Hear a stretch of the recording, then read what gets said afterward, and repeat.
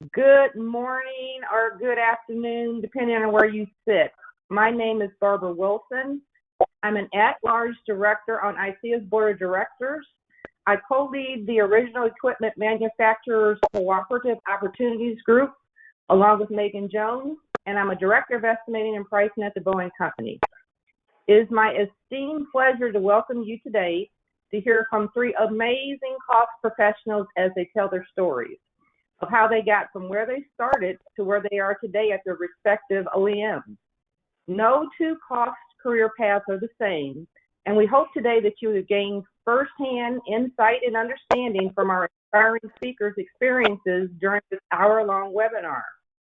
On our panel today, you'll hear from Anna Gannon from Huntington Ingalls Industry Fleet Support Group, Denise Nelson from the Boeing Company, and Ralph Smith, retired from Lockheed Martin. So let's go ahead and get started. And first up for us to hear from is from Anna.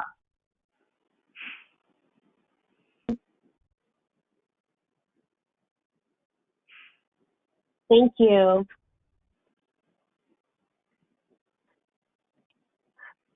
Thank you. I hope that everyone is able to see my screen. I just want to say good afternoon. My name is Anna Gannon, and I am very honored to be speaking with everyone today. I will share my personal career journey and leave you all with some advice to help you with your career growth and journey. So I want to share a little bit about myself. I was born in Haiti, and I was adopted when I was 2 years old. I grew up in Indianapolis, Indiana, and currently I've been living in Virginia Beach, Virginia for the past 15 years. I love reading, and it's my personal goal to read 2 to 3 books a month. And I have an obsession with pancakes, as you can see. All things related to pancakes. And if I could eat one food for the rest of my life, pancakes would be the winner. My favorite color is blue, and it is my mission to retire near white sand and blue water one day. I have always personally been a competitive person, and I wanted to share a personal story that resonates with how I approach and handle difficult situations. So when I was around my son's age, my dad told me after soccer practice one day. He said it to me very bluntly. He looked at me and he said, "Anna, you suck." And he said, "Anna, if you want to be a better soccer player, you have to work harder. You need to practice more." And he looked at me, and with the slightly insulting but very blunt talk, I realized what he was telling me. And my dad was essentially giving me advice how to not suck at soccer, but in life. And I take that with everything that I do today, and it's behind my inner drive and my ambition to be successful. And I ended up growing up playing in competitive travel soccer leagues and running cross country and track throughout my high school years. And today I am also a proud soccer mom to my 10-year-old son. It's one of my favorite parts about being a mother. And I have not yet told him that he sucks. But remember, we do live in a world where everyone gets a trophy, but he really doesn't, and he's quite good. So that's me in a nutshell. Next, I really wanted to talk to you all about the importance of your career journey alongside an educational journey. How many times do you hear people say, "Okay, I have my dream job, I'm happy, I'm done, no more school for me"? Well, this is not me. I was not done, and I'm still not done. And I believe that you are a student for life, and is inherently part of our jobs by engaging in the workforce to continuously challenge ourselves and have a learning mindset. This view, in my opinion, is not limited to just pricing professionals. This applies to all trades. Pricing professionals should not be complacent. As you will see, I started with Huntington Ingalls Industry as a data assistant manager. That's a long cry from a senior pricing manager. I moved up within my department. that same trajectory, I continue to learn. My educational journey and career journey are aligned. And I do say this with great caution. In the field of cost and price estimating, you cannot settle for just a job title.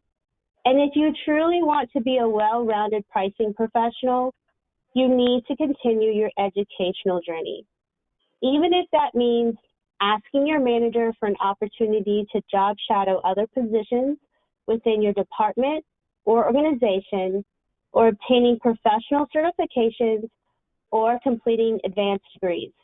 It is very important to keep up with the industry changes and regulations surrounding cost and price estimating. All types of learning go towards your journey. Every company is different in the way they operate and use their pricing strategy, and they're very likely different to be what you're working with. And I challenge everyone to step out of your comfort zone and learn something new. Next, I will go over why I believe that cost and price estimating is a great career choice. If you are a person who loves to problem solve, this is the right career for you. Strategic thinking and cost analysis is a very valuable skill set to any organization, and here's why. It allows you to learn how to interface with many departments within your organization. It gives you experience with meeting changing deadlines and learning how to interpret requirements using a broad data set. And finally, turn in a finished product. Lastly, you're always learning something new every day.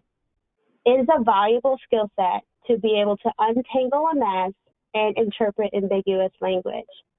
There is quite a bit of teamwork involved, and when you complete a project, it is very rewarding and satisfying. When you find out that your company has been awarded a new contract, that is a very fulfilling experience, knowing that you played a critical role in that. Cost and price estimating can open doors and other opportunities for you to grow within your field. If you have a background in cost and price estimating, you are much better equipped to handle those complex situations. I want to leave you all with my top 4 advice for success. First, find your style. Be you, be authentic, stick with what works for you. Second, build your network. Your network is your resume. Build a strong professional relationships that garners the respect and trust from both your internal and external networks. Third, be adaptable. Always be adaptable. Change is inevitable.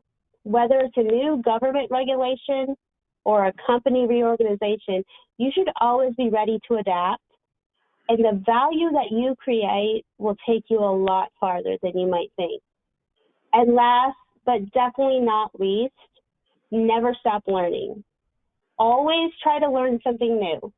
If you have completed a work week and you have not learned anything new, then you're being complacent. Even if it's very minor, push yourself to keep learning because knowledge is truly power. I appreciate everybody's time today. Thank you. Thank you, Anna. Thank you so much, especially that perspective on lifelong learning. Really appreciate that. All right, next we have Denise Nelson, the Boeing Company. Hi, everybody. You go ahead and, there we go. Thank you. So I'm Denise Nelson, obviously. I work for the Boeing Company, and I am the lead software estimator. I kind of wanted to start, I always like, sometimes you do around the room, a good trivia is like, what was your very first job? I think I had kind of a cool first job. I was about 14, and I worked for a cake decorating supply and candy supply place.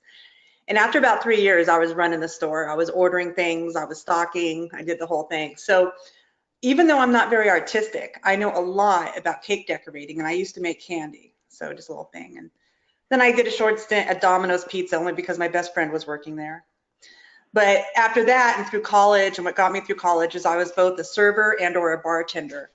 and I loved it. In fact, I would be a server or bartender today if it had health insurance and I didn't have to worry about being my age with a bad back or anything like that. But it was an enjoyable job, and I think it really gave me some humility to understand what it is to be in the service industry.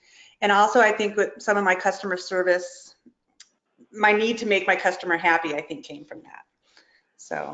So realizing I was never going to make it rich as a server, I went to college, and I learned in high school that there was a nationwide shortage for math teachers. I thought, well, I'll be a math teacher because I was good at math and I enjoyed it. So I went to go get a math degree, and then I realized, well, shoot, you don't have to have a math degree to be a math teacher. I go, I'll just be an engineer instead. Or I decided I did a little bit of, actually the real truth is I did some substitute teaching. And I said, I don't want to teach high school kids. I knew I was not going to do it. So I went to go get my master's degree. I said, I'm going to teach community college. That's what I'm going to do. And while I was in college, I ran the tutor lab. I actually managed it. I helped set up the curriculum for an accelerated math program for the summer. High school students would come in the summer, and we would give them a fire hose of math, and they would take a test, and then they could get into college math if they were successful afterwards. I was a big supporter of that. Obviously, I taught algebra, statistics, calculus. We had preparatory math program courses. I taught those. In fact, I was vying for the job to be the preparatory math program manager, and I didn't get the job. I was devastated. So I started looking around to get community college jobs, and I was realizing that everyone I knew that had these jobs was part-time or working at 2 or 3 colleges, and everybody I graduated with wanted the same job. So I was competing with these people. And so I said, all right, I guess I'm gonna have to go get a real job. And that's what we said. We said real job because, you know, college life was awesome, you know. So I started throwing my resume at everything. Government jobs, Bureau of Labor Statistics. I started throwing a lot of my stuff at Boeing. But I was applying for engineer jobs. I didn't know what parametric estimating was. I thought I didn't get a degree in math to be a finance person. I thought you got a finance degree for that. So I was a little naive. Well, here's the fun part. Madeline Ellis called me. And for the old timers out there that know Madeline Ellis, they're going to know exactly who I'm talking about. And apparently she picked up my resume from some job I applied for. To this day, I do not know what job I applied for at Boeing that got my resume to Madeline Ellis's thing, and she called me in for an interview. Madeline was not a manager, but she brought me in an interview to manage with 3 different managers, or interview with 3 different managers. And when I had finished my master's degree, I took a C++ class because I thought, well, because I wasn't getting a job, I thought, well, maybe I'll, get my skills up on software a little bit more. I did take software programming classes as a math degree, but it was like Pascal, which is sort of a trainer language, and C++ was the hot thing then, and I have to brag, I got the best grade in the class, because at this point I was already a graduate, and I was the front row raising my hand. Sure, I was driving everybody nuts, but I really enjoyed the class. And so when I interviewed for Boeing, the boss that ended up hiring me, he honed in that I had taken that C++ class. And he had asked me some questions. So apparently he fought for me because he had it in his eye that I was going to be a software estimator because he had that skill on his team. So I was hired in as an estimating and pricing specialist. And my goal was to do parametric estimating. And it wasn't just to do software estimating. I was going to estimate satellites and weight-based parametrics. But he sort of kind of, introduced me to the software estimating. Also, the very first 2 or 3 months I was with him, there was a ICEAA. So the old timers or the newer people might not know, but ICEAA used to be 2 different groups. It was ICEAA and ISPA. And there was a ICEAA conference in Manhattan Beach. And my boss says, just go there and sit in. And I spent the entire week in training classes, and I learned so much. And to this day, I see some of those trainers, and I walk over and I talk to them and say, hey, I was there in the beginning. So I learned a lot there. Madeline was a huge ISPA person. And so even though I didn't work with Madeline's group, she would call me every other week or so and just she kind of took me under her wing, and she got me really into ISPA early on. So I thank Madeline for that. And she taught me some life lessons as well. So I just shout out to Madeline since most of us know who she is. Not too soon after I got the job, I was working on a GPS program, and that's where I met one of my longest, best friend colleagues, Karen Marikas. She was the lead on that effort, and I worked under her. And I kind of broke my bones on that program. I learned everything: life cycle cost, risk analysis, obviously the parametric estimating. And Karen goes, "Here, why don't you just take over the software estimate?" And that was a huge undertaking. And that's where I really got to understand software estimating. And I reached out to my predecessor a lot and learned a lot. So that's probably where I picked it up. Through working with Karen, Karen sort of talked her boss into hiring me. And that's when I started to work for BR&T, the group formerly known as Phantom Works. I should say too, BDS back then was EDS. So all these names have changed over the years. But yeah, working at BR&T, AKA Phantom Works, I was an affordability system engineer. And I worked there for 10 years. Nowadays, you would never hear of someone working in the same job for 10 years. Me, I always thought you should be loyal. But the reason why I loved that job so much is because I was never placed on a program. I was sort of a floater. And every 2 or 3 months, I was on a different program, different project. And it wasn't software estimating, it was everything. Life cycle costs, trades, DARPA studies. I remember there was one, in fact, Wendy Robello's on the line, she'll remember this. There was one project where we estimated solar panels in space. I mean, just really crazy stuff, and it was so fun. Another reason why I stayed so long was my boss was really good. She treated me really well, and I didn't want to leave her. Well, she left us finally. She went and got another job. So I thought, well, I guess I better start looking for another job. And somebody threw a job rec on my desk because this looks like a good job for you. And it was IT estimating lead. And I go, well, this is a good job for me.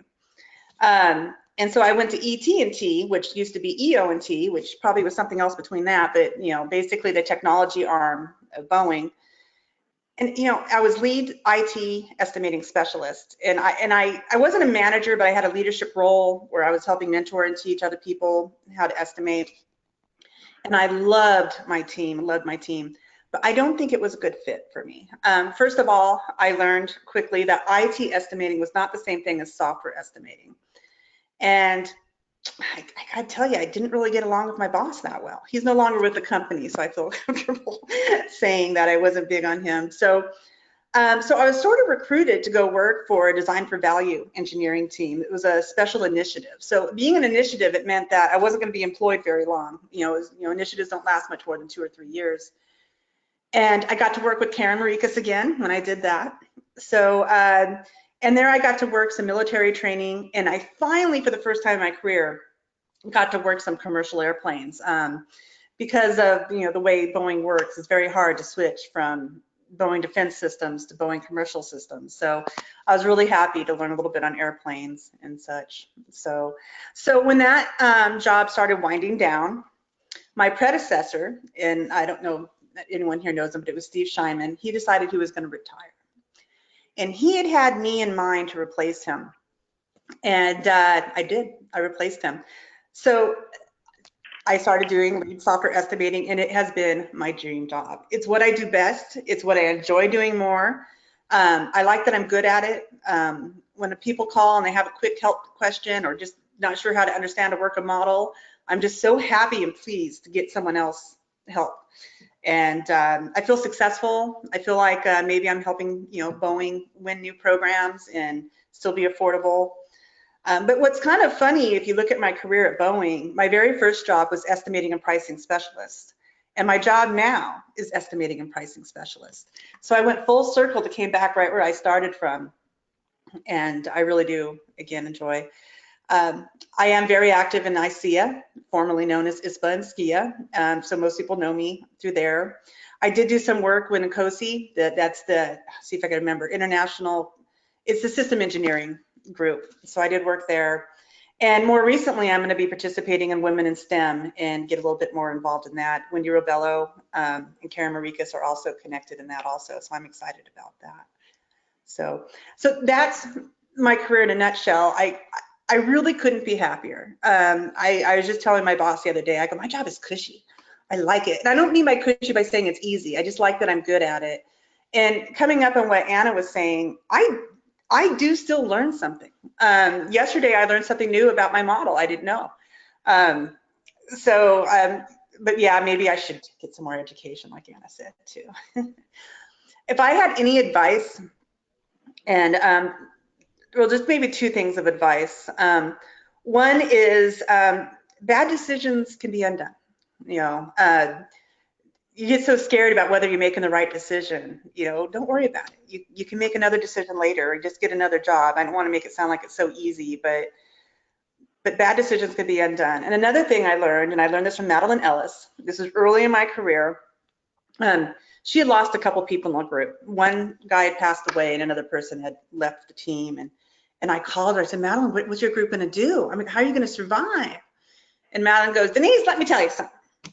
Everybody's replaceable. Everybody's replaceable. And basically, I've learned over the years she's right. No matter how important you think you are, the company's going to get along just fine without you. And so that's probably my two lessons. So thank you very much for inviting me. Thank you, Denise. I appreciate hearing your perspective. I learned something new about you, even though we work together. So now I know the true connection between you and Karen. Thank you. We go way back. You guys go way back. Thank you. All right, let's hear from Ralph.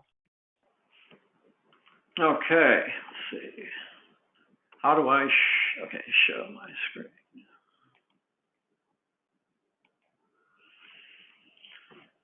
Good morning, everyone. I'll start off with a little bit of background about me. I retired in 2016 from Lockheed Martin Aeronautics after 36 years with the company. As you might imagine, over that 36-year span, I held quite a number of different positions, but some of the more prominent ones from the final stages of my career include those shown here: Senior Manager, Cost Modeling Team, Director of Estimating, and LM Fellow. Well, after I retired, I spent about a year remodeling my home. And then I got a call from the LM Aero Next Generation Air Dominance Project Manager asking if I would come back as a consultant and work the cost modeling activities for the project, which I did for the next approximately 2 years. And then last year, I connected with my old friend Doug Howarth from Hypernomics, formerly known as MEE, and I formed my own LLC, Tesseract Research and Consulting. And with Tesseract as a sub to Hypernomics, we supported quite a number of configuration studies at Virgin Galactic, where we looked at both their spaceship and their mothership. We looked at new and modified versions of each.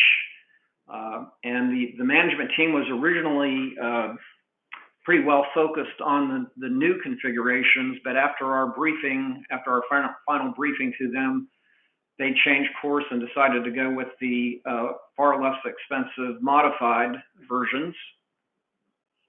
I also supported a study at Sikorsky Aircraft, where the supply chain management group wanted to know if they were in fact paying fair prices for the APUs going on their helicopters. I developed about 30 different equations for APU prices, and they had varying degrees of statistical significance. But in all cases, the predicted values were higher than the actual values, indicating that yes, indeed, they were getting fair prices from their suppliers. We are currently in the process of pursuing some additional work with a small startup company called Overair, which is developing a 6-seat battery-powered eVTOL aircraft that has about 1,000-pound payload and 100-mile nautical range. 100 nautical mile range. The idea is that Over-Air would develop a fleet of these eVTOL aircraft that would provide transportation between a network of skyports and points of interest in major metropolitan areas like airports. The not so subtle message here is that if you have the credentials and the skills, there's a lot of demand out there for the kinds of things that we do in estimating and cost modeling. Well, now that I'm almost 70 years old, I'm kind of picking up on the theme that Anna introduced earlier, lifelong learning. I do have some ongoing intellectual interests, so now that I'm about 70, I've decided it's about time to give some serious considerations to the big questions of existence, like, where did the universe come from? What are space and time? Do they really exist outside of our own perceptions? And what is the universe really made of? All of those questions are the subject of a branch of physics called cosmology. Here is a quote from one of my favorite cosmologists, Marcus Chown, that kind of captures the essence of what really got me interested in this subject in the first place. The context of the quote is a discussion of how ordinary matter makes up only 4% of the mass energy content of the universe, with the rest consisting of the mysterious dark matter and dark energy that are both invisible and nearly impossible to detect. The context of the quote also includes a discussion of how the atoms that make up us and everything else in the visible universe turn out to be about 99.99999% empty space. So yes, not only do we live in a ghost universe, but even the ghosts we observe are not what they seem. The other big question that I'm taking some time to study is what many call the hard problem of physics, which is, what is consciousness? The quote here from Anil Seth shows how bizarre and fascinating this subject really is. Contents of consciousness are a kind of waking dream, a controlled hallucination that is both more than and less than whatever the real world really is. You could even say that we're all hallucinating all the time. It's just that when we agree about our hallucinations, that's what we call reality. So, turns out that the most important advice that I have to offer early and mid-career estimating professionals, it's pretty well effectively summarized in the verses of a popular gospel song that many of you may be familiar with. This little light of mine, I'm going to let it shine. Note that I'm not advocating this approach in any kind of overtly self-promoting way. After all, the song refers to a little light, not a stark and glaring plague light. The main idea here is that you need to discover your true interests, energize yourself, and let your energizing light show in subtle but persuasive ways. And to make this happen, if you've not already done so, you need to take the time to discover the aspects of your working life that most energize you. And then you need to do whatever it takes to get more exposure to these energizing aspects of your working life. And that may include changing positions within your company, or perhaps even changing companies. Then gain expertise and self-confidence. And the advice that I offer to anyone doing any kind of career planning is dream big, use your imagination, be creative, work hard, and work smart. And certainly last but not least, let your light shine by taking advantage of opportunities that demonstrate your expertise and the value that it brings to your company. And this is, I think, where an organization like ICEAA can really help. I know it helped me a lot in advancing my career throughout the years. Well, first of all, ICEAA offers many opportunities for you to learn from their excellent training materials and workshops. These learning opportunities will help you master the art and science of estimating and modeling. And make no there's no doubt that they are both an art and a science. If you participate in the ICEAA forums, you will also inevitably broaden your perspectives by discovering how others throughout the industry approach estimating and modeling challenges. And in much the same vein, I recommend that you allow yourself to get inspired by the approaches and techniques that others show you as part of the ICEAA forums. I remember sitting in some of the sessions that people like Steve Book and Christian Smart and many others made, and being absolutely blown away by the work that they were doing. And I remember leaving those sessions with great respect for the presenters and great determination to try to incorporate those new techniques that I had just learned about into my own work. Another key advantage that ICEAA offers is the ability to connect with others throughout the industry who are engaging in estimating and cost modeling activities similar to your own. In today's business world, it's pretty much taken as axiomatic that networking is essential to your current and future success. In addition to connecting and networking, I think it's also important for you to take advantage of the opportunities that ICEAA offers to share your own ideas, tools, and techniques with others. And when you do that, you will inevitably get some valuable feedback that may help you further refine your current tools, techniques, and ideas. And finally, I think ICEAA offers unparalleled opportunities for you to showcase your little light by making presentations, participating in workshops, etc. Presentations and publications in the ICEAA forums will help you establish your reputation as an expert in your field, which will in turn enhance the way your current and perhaps future management views you. So I'd like to thank you for the opportunity to share this little bit about my background and my thoughts. And I think we're now at the point where we're ready to take on any questions that anyone in the audience might have. Thank you, Ralph. Thank you for sharing. And it's nice to know in a post-retirement environment, you're still going and making great strides in our. Thank you. All right. I'm going to turn it over to you for questions and answers to field them for us.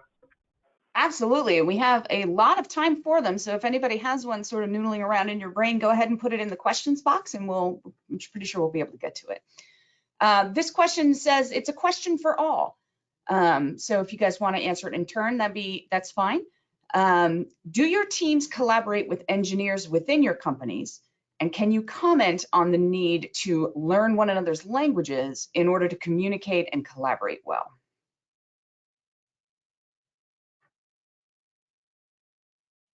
As an affordability engineer and now as a software estimator, I am lockstep with my engineers. I mean, my estimates are only as good as my engineers' input.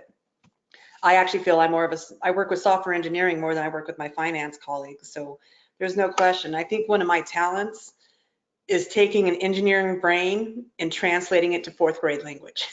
I think I'm good at that, simplifying what the engineer's brain is saying. So I couldn't imagine working without my engineers. I would certainly second that I think it's extremely important to work very closely with the engineering teams and actually make yourself become part of that engineering team in any way that you can, because as Denise pointed out, what we do in estimating and modeling is highly dependent on the technical knowledge of the engineering people. Yeah, I can third that, is that working with your engineers and your technical teams is critical to your job. You can't do your job without them. And again, it kind of goes with learning something new. The more you work with your engineers, the more you understand, the more you learn, and the better that you can be at your job and make sure that your analysis are correct. So it really is a marriage of the two, and it's got to be a solid one. So that's a great question. Awesome. Great answers too, everybody. Thank you. This one is specifically for Ralph. Can you share a little more about what a Lockheed Martin Fellow is and how one becomes a fellow at Lockheed Martin? And I assume if anybody knows anything about how to become a fellow elsewhere. Sure. A Lockheed Martin Fellow is a position that you are nominated for by others at management. It is kind of it's a very well-respected position. It gives you an opportunity to work across projects and even across divisions within Lockheed Martin, take on special assignments that the management team deems as very important for the ongoing success of the company. So the way you become a fellow is by being recognized as a real technical expert in your field, and then being nominated to that position. Hope that answers the question. Boeing has fellowship too, I just wanted to say, and Karen Maricas is one of them. Awesome. All right. Next up is a question for Anna. Have you ever had an experience with failure in which it taught you to pivot versus work harder? And if so, what helped you pivot versus spending more let me try that one again. What helped you pivot versus spending more time on a path that wasn't meant for you? Wow, that's a great question, and hopefully I can answer it. I've experienced failure, I think, a lot in my life, and I think that's something that I want to experience because I tend to learn the most. I did have a period of time in my life where I switched career paths, so I was out of government contracts and cost and price estimating, and I pushed myself to get comfortable with something else when essentially I was taking additional skill sets that I didn't have that the other career field was providing. So I think what I did was pivot into an industry that I could learn additional skill sets, such as communication and working with other people, so then I could carry that forward into what I was more passionate about. And at the time, I probably did see myself or see that situation as I failed or I'm not doing what I want to do. But I look back and I honestly look at all failures as a learning experience and a lesson. So hopefully that answers your question. But yes, anytime I feel like I'm in a situation of failure, I look at the situation as it's a lesson and it's something I can learn from. And then I just redirect my focus and find ways to sync what I'm doing to what I want to be doing. So hopefully that answers your question. That's a great question. Excellent. It was for Anna, but Denise or Ralph, do you guys have anything to chime in on that? Yeah, I would definitely say much the same as Anna has said, that, yeah, hey, at various points in my career, I definitely experienced failures.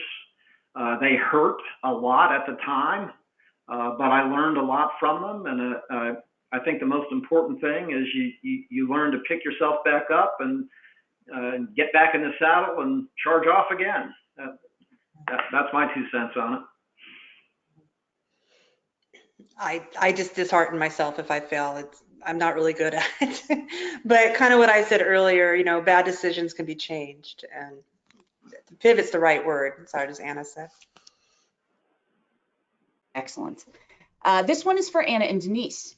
Can you comment on any challenges you faced as a woman in a traditionally male-dominant field? I'll just say a quick story, particularly in my earlier career. As an engineer and also as a finance person, but more so as an engineer, I'd be the only female in a room. And one story is I felt like I was always taking minutes.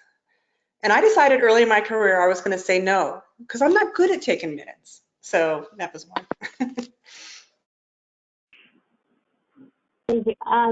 So I think that it's inevitable as women, we face a lot of challenges. And when I am in a situation, I tend to sit back and observe. I tend to kind of wait my turn. And I have learned that that has been very helpful for me. You know, if I go into a meeting and I'm the only woman in there, and I might be the only African-American woman in there, if I take in what's going on, and then when I speak, I tend to get a lot of people who listen because they're very surprised or they're shocked to hear what comes out of my mouth. But I've learned that just kind of being patient and learning the people you work with and then gaining the respect from them, that alleviates those obstacles and those issues. And then there's no differentiation of whether you're a woman or a man. That's really good advice, Anna. Absolutely. I also like the put your foot down on the girl tasks things right away, because Well, that's just one example. yeah, that's a door you can't close once it's open. So this is another one for everybody. What skill sets, experience, and backgrounds are the best for OEM cost analysis, whether engineering, business, or other?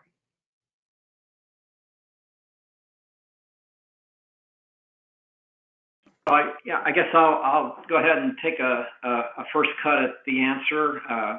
Obviously, skills in mathematics are very important, I believe. I say that because I pretty much had to acquire the math skills myself on the job, as it were. And I struggled with that, but I did accomplish quite a bit, I believe, on my own. I think really communication is also an extremely critical skill. You know, the ability to understand what the engineering team is telling you and to communicate clearly back to them is extremely valuable. So I guess those would be the two things that I would say are probably the most important from my perspective. I know my statistics got me far. Sorry, Anna, didn't mean to interrupt. But I think Excel skills. My college didn't really teach me how to do Excel. And I wish I had better skills in VBA code. If I go back, those would probably be the skills I'd pick up the most. Go ahead, Anna. Yeah, I agree both with Ralph and Denise, and Denise, especially with Excel. Excel is like our best friend. And I will add that I also think that having skills in strategy and negotiation also play well in this field. When you're doing cost and price analysis, you really do need to have a strategic mindset and understanding how words are being framed, questions are being asked, especially in the government contracting world, getting clarification, knowing how to ask the right questions, provide the right answers, and then going back and doing a proper analysis. But strategy and price negotiation are also really great skills to go along with what Ralph and Denise said. Just to mirror what Anna said, you have to negotiate what the program manager wants, the proposal lead wants, what the engineer wants. You know, it can be pretty hard. So it's more than just, you know, pricing, but yeah, I'm with you. That's a good one. You guys are segueing really nicely into the next question. We mentioned engineers earlier. Who are the key stakeholders an OEM cost analyst should be coordinating with to provide accurate, supportable, and timely analysis? I'll start. I think the lead design engineer on the project that you're supporting is perhaps the most important person for you to establish a rapport with and to communicate directly with that person. You can gain a lot of access to valuable technical information that way, and that will inevitably greatly enhance your own estimating and modeling approaches. I can piggyback on that question. I would also say, along with your lead design engineers, your customer is one of your most important stakeholders. Whether you're working with a customer that you're teaming up with, or whether you're working directly with a government customer, but those are the people that you're trying to sell your product or service to. So they're very important that you build the rapport, that you understand what's being asked, and working along with those engineers and your customer are, I would say, the two most important stakeholders.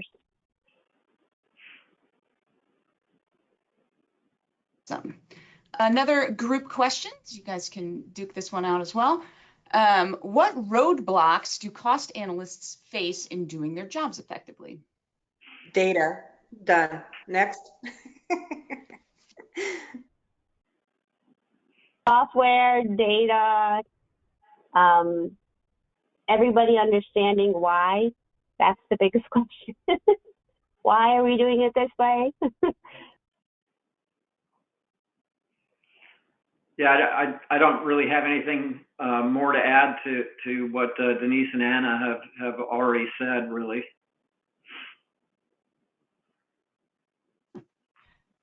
Well, in that case, let's move on to the next one. This one's interesting question. How can people interested in working as cost estimators in your companies get in touch with the cost estimating, the recruiters, the people looking for them?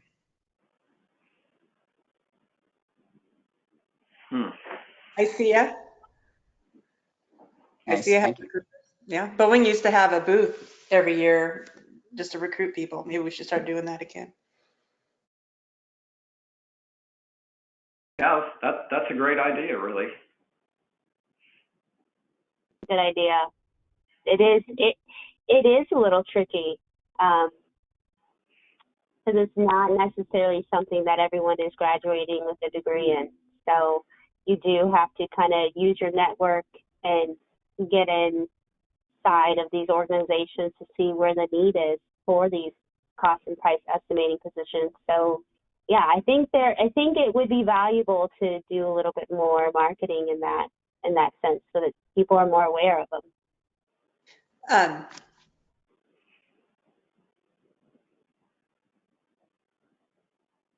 We lost you, Denise. Okay. It would be nice too, like I was saying, I got my degrees in statistics and math. I didn't know there was a job called parametric estimating. So maybe going to the colleges alone and going to people in certain fields of degrees like math and saying, hey, there's jobs that do this. Yeah. Those are ideas, not what we're doing, but. That's another excellent idea, I think. That the estimating community and organizations like ICEAA might actually reach out to industry and kind of help explain what it is we have to offer to companies. So a question kind of going on to this, and this is my own question. When you do find those new people who didn't know that cost estimator was a job option, but now you've got them, what skills and talents and interests do you find most valuable in them? Not to sound like a broken record, but we definitely need a candidate that has great communication skills, software utilization skills at Microsoft Excel, negotiation skills. And I usually find that when people realize that this is out there, they're so excited and happy. It's just like this little niche out there, and they're intrigued by it. It gives them passion, and there's something new because it isn't really well advertised. But all of the same skills that you need to do any type of contracting job, mathematics, statistician job. I mean, those are all the same skills that we need.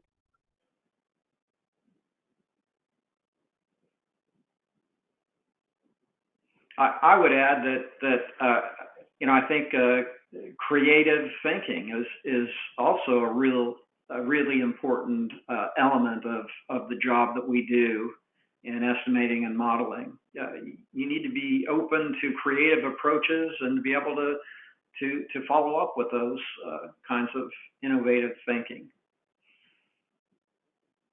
In line with communication, darn it.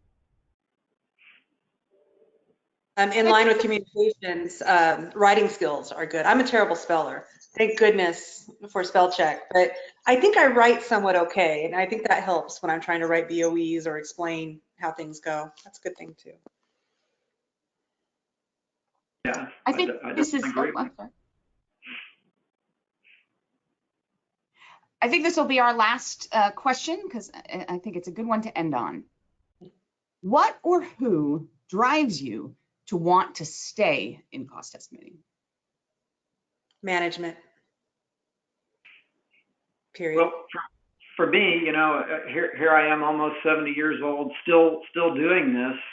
It's the intellectual challenge. Every new estimating project that I've been involved with has been a new challenge. It gives you the opportunity to learn a lot more about a given product or industry. It gives you a chance to really use your brain, really think creatively, as well as analytically. So those are the things that keep me going and keep me wanting to do this, even though I really don't have to because I have a comfortable pension, et cetera. But it's just an intellectual challenge that I enjoy. Yeah, I would also just say that along with what Ralph and Denise said, I find it very fulfilling. I find that you have a direct impact on the success of your organization. Without cost estimators, we're not winning new contracts, we're not winning new work. You're actually contributing to the growth and success of your business. So that to me is what keeps me in it. And the people you work with also. So. My line of work, you work with a lot of different people. So if I do find someone I don't really like, it's like, well, I don't have to deal with them that long. So that's sort of a freedom since I'm doing so many different efforts.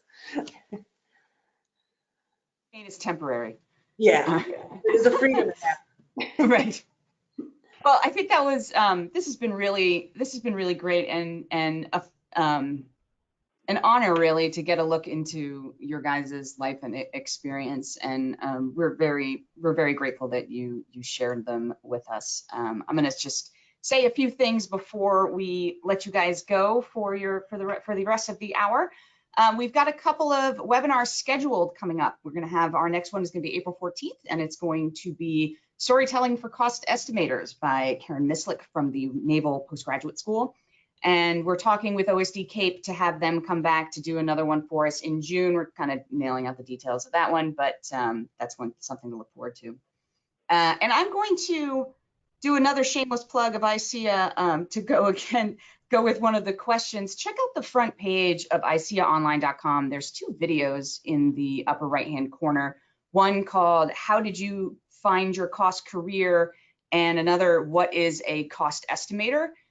Those could be valuable little tools for you guys when you're, explaining to somebody who may not know what it is you do or someone who you think might be interested in what you do.